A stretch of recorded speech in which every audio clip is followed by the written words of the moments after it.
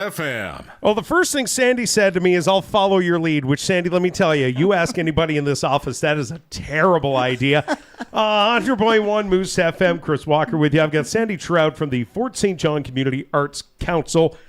Sandy, it's been a couple of weeks. How are you? I'm just doing great. Well, Thank fantastic. You. Now, the reason you're coming in is not just to show off local art and local artists, although fun, yes, great, yes. needed.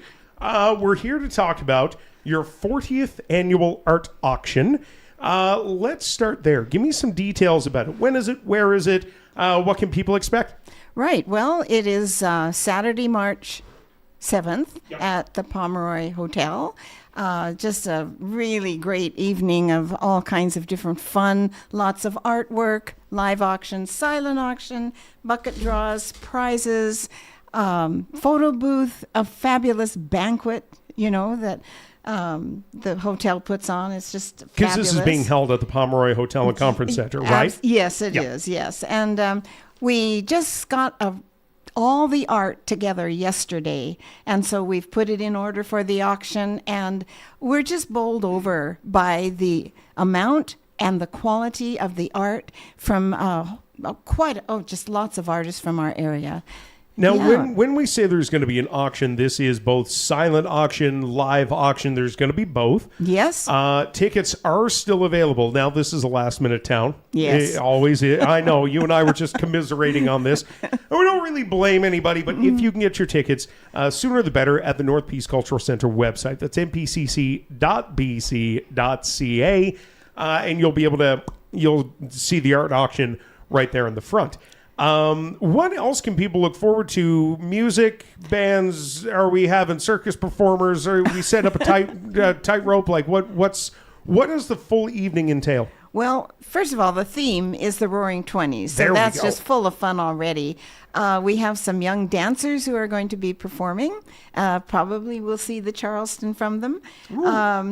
People will be dressed up in costume, people who are serving maybe even, and the planners. And we invite attendees to come in costume. You don't have to come in costume. And I was just going to say, this is kind of participate, if you will. You can just show up. You can't just buy art. You can't just have a good time. You don't need to dress up. But it's going to be fun if you do. It sure is. Last year they dressed up in steampunk costumes. And it was just a ball. Yeah. Just really hilarious and a lot of fun. And of course we have Dub here from Moose as our MC. Of course. Yeah. And and lots of people participating in all kinds of ways. We have two artists, a tattoo artist and a printmaker, who are going to be creating art right there on site.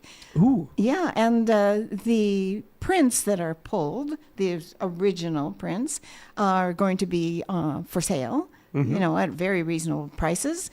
And let me just think.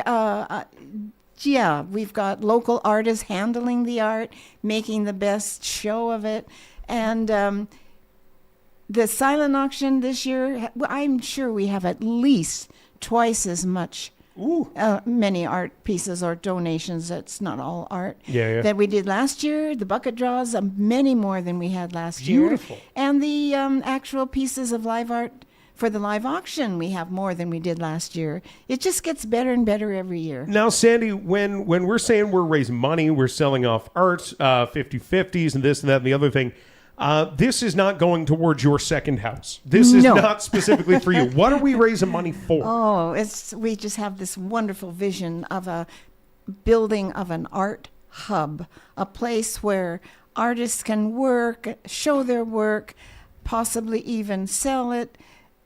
We have workshops, but it's not just for the artists, it's for the whole community. So everybody can go there and experience art in its many forms. So we were talking about how grateful we are to the North Peace Cultural Center for giving you guys the temporary spaces to do these arts and the projects and the paint nights and everything else. Yes. But emphasis on the word temporary there. We're trying to create a more permanent place for artists in residence.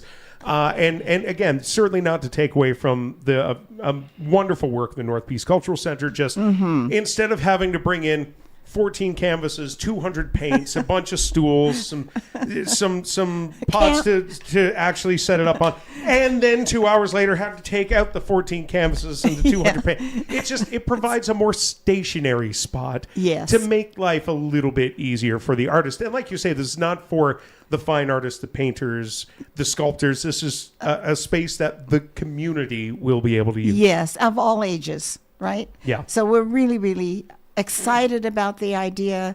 We've done a lot of talking, a lot of planning, and we're just hoping, well, we've started the fund, and we're certainly looking for sponsorships along the way. We will be. And, it has so many positives to offer this community, like I said, of all ages. So we're just keeping our fingers crossed, and we are going to work very, very hard to see this vision become a reality. I often like to think of Fort St. John as kind of an arts hub of the North, be that the South Piece and the North Piece, because no offense, Dawson Creek, we beat you. But I love to see it really become an arts hub for BC. One of those, you must come by, you must see the art, you must see the gallery, you must see the sculptures. I love that we do this thing with the ice sculptures every year for the Winterfest, the High and Ice, whatever you'd want to call it in the past. But a more permanent fixture. I would love to see art littered throughout this city. I think it'd be fantastic. One of those artists is Alison Newth. Tell me a bit about Alison. Oh, yes. Alison is one of our premier painters. She's a member of Flying Colors. She worked, and also the Peace River chapter of the Federation of Canadian Artists, which means, of course, the Federation of Canadian Artists itself as well. She also works as a part-time teacher at Owen Holland and again at Upper Pine, and she tries to spend time in her gallery or studio at home every day. But she still comes out and joins us on Saturdays when she can, when we all gather at the Cultural Center. We've got a quick picture of Alison with one of her paintings, and I was asking off air because I do know a bunch of people, especially back on the East Coast. If you're into these larger paintings, that tends to be 90% of what you create. If you create the smaller one by ones, that's more the focus for you. Alison's is kind of all over the place. She does not have a set size. Right. Set mediums, yes, and we'll take you through some of her art as you continue, but just an idea of some of the things that you'll be able to see or maybe even be able to purchase at your art auction. Sorry, please continue. Tell us a bit more about Alison. Right. Well, she can paint these great big, huge paintings that are just absolutely amazing. But she also does medium size, small sizes. She's very inventive. And anybody could probably go in or to her website and find something that appeals to them or is the right price point, right size. We don't all have spaces for the great big ones, but some of us do. And boy, I'll tell you, they're amazing. I'm already walking around my apartment going, I got a big blank wall there. I got a big blank wall there. Yeah. Her use of colors is just extraordinary. Let me just pause for a quick second here. It will take you back to this one. This is either a sunrise or a sunset looking down the Peace River. And just the use of the purples and blues, absolutely incredible. And then you move over to the Northern Lights where it switches from the purples and blues to the greens and the whites and the yellows are highlighted and accentuated. And it's just, her use of color is extraordinary. It is very extraordinary. And she ramps up color to make the pieces as enticing as possible, I believe. And I think, that's one of the things, a trait of a real experienced artist. She's not painting just the photograph. The photograph is her inspiration, but she's the artist. So she's going to take it a step or two or three or more beyond the photograph. She'll use that as an inspiration, but then she turns the photo over and follows her artistic direction or her artistic eye and what she knows about color and values. I'm going to leave this one here for a second because we have all been out on those magical evenings. Yes. with the purples and the blues. And what is it? The first thing you do instinctively, oh my God, this is gorgeous. I'm going to take up my phone. I'm going to take a picture. And it never translates. No. It never works. But these hand-painted pieces capture those moments so much better. The saturation, the colors, the overall artistic ability is fantastic. So Alison's going to be one of those who will have art pieces there at your gallery, at your auction. And again, tickets available at the North Peace Cultural Center website. Oh, yes, for sure. And there may be tickets available the night of the auction, but that's pretty risky. I wouldn't put my money on it. Yeah. Yeah. The other thing is if you get them early, you have a chance of, with your friends perhaps all sitting together. If you leave it to the end, you may be split up from people you might like to enjoy the evening with. So it's not just, if I'm not mistaken, we spoke about this, it's been some weeks now, and last week was a bit of a what's a good way to put it? It set us off the rails from what we were hoping to do. Right. I believe we were talking about buying full tables, whether you're a business or whether you're a bunch of friends and you want to get together. 6, 8 of you already know that you want these tickets. But buy a table. And that way it guarantees that you'll be sitting there with your friends and you'll be able to chat about the art, the food, the music, the everything else. I don't know, Sandy, are we missing anything else? Or do we want to show off more of Alison? Or if you have you a second, tell me. A couple more of her beautiful images. And I could just say that I think it's obvious when you look at her paintings, you can tell she's an award-winning artist. Oh, my, yeah, she better be. Yeah, she has won awards, and she's had some wonderful shows. She's been an artist in residence at her birthplace in Prince Rupert.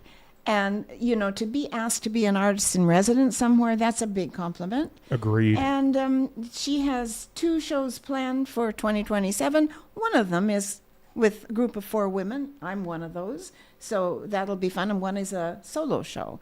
So she's busy and planning and successfully putting out her work. She says she'd like to be a master painter someday. Well, you're telling me she's not a master painter? What do you mean? This is not color by numbers here. I know. She's just doing amazing.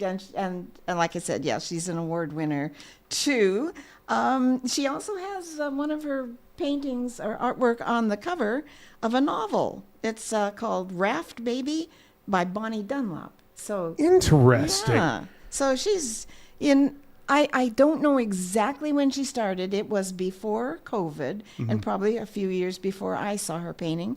But her work has just exploded. It has come so quickly. She's made big strides as she's learning. You can see the progression.